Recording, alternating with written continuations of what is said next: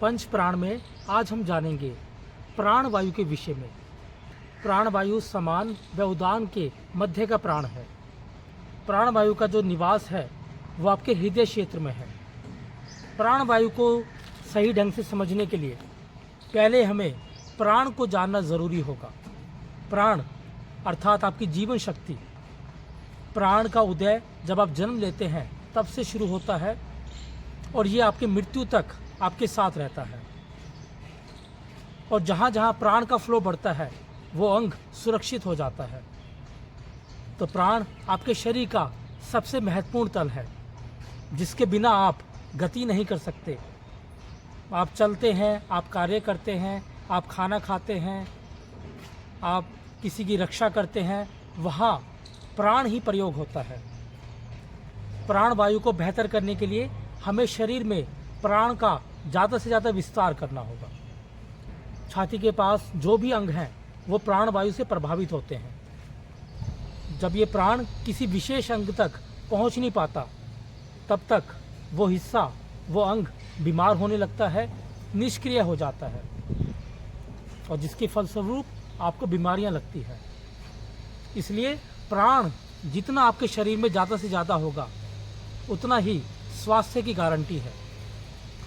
आगे जानते हैं प्राण वायु को आप कैसे बेहतर कर सकते हैं।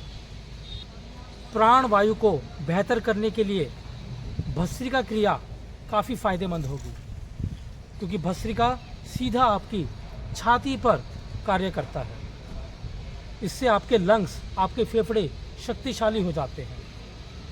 एक बार देखें भस्त्रिका क्रिया से आप प्राण को कैसे बढ़ा सकते हैं। भस्त्रिका क्रिया में अपनी श्वास को जोर से बाहर की ओर फेंकना है। ध्यान रखें भस्त्रिका एक्टिव एक्सेलेशन है और पैसिव इन्हेलेशन, जिसमें जो श्वास का लेना है वो बहुत छोटा होता है। इसलिए आपको सारा ध्यान श्वास को तेज गति से फेंकने पे करना है। देख, भस्त्रिका क्रिया में आपको श्वास को तेज गति से लेना है व तेज गति से छोड़ना है। ध्यान रखें कि श्वास लेने की तुलना में श्वास का बाहर छोड़ना ज़्यादा तेज होना चाहिए। पहले आप सीधे खड़े हो जाएं, अपने दोनों हाथ अपने कंधे के बराबर लाएं, दोनों हाथ ऊपर करें।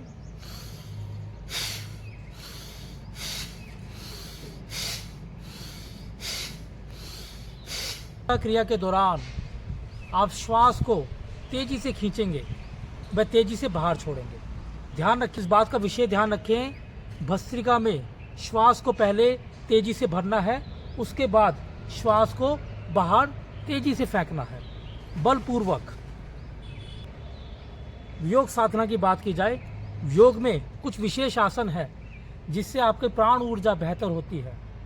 जितने भी कमर को पीछे मोड़ने वाले आसन हैं, जिसको हम बैक बेंडिंग कहते हैं, उससे आपका हृदय चक्र विस्तार में आता है। छाती खोलने वाले आसन जैसे कि भुजंगासन, धनुरासन, चक्रासन, जिसमें भी आपका छाती का हिस्सा विस्तार में आता है, खुलता है, स्ट्रेच होता है, वो सभी प्राण ऊर्जा को बढ़ाते हैं।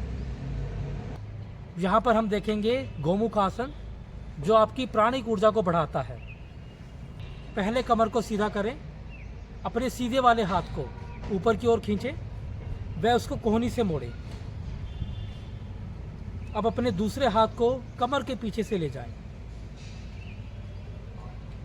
दोनों हाथों की हथेलियां आपस में मिली रहें। ऊपर वाली कोहनी ऊपर की ओर व गर्दन को सीधा रखें। गोमुख आसन में आप महसूस कर सकते हैं कि आपका जो स्ट्रेच है वो छाती के हिस्से पे बेहतर हो रहा है।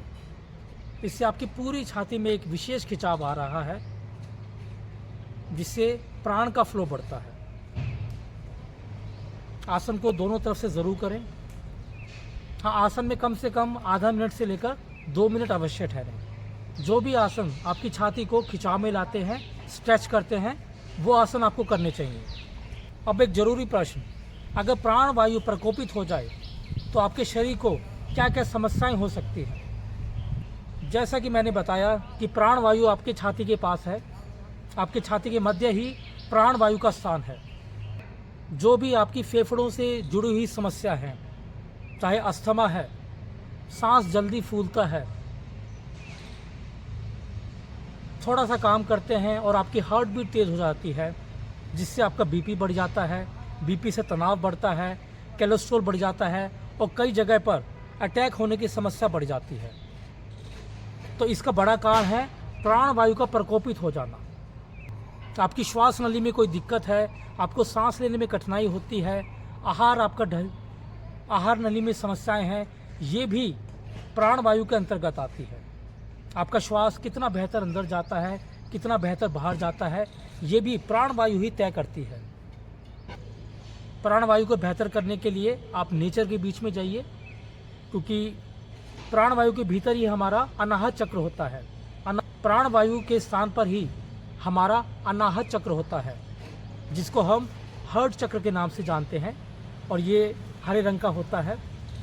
जैसे जैसे ये हृदय चक्र आपका मजबूत होता है, तो आपके लिए, दूसरों के लिए प्यार उमड़ता है, आपके स्वभाव में दयालुता आती है, आप किसी को परेशान नहीं देख सकते, और सबसे बड़ी बात, आप खुद से प्यार करने लगते हैं।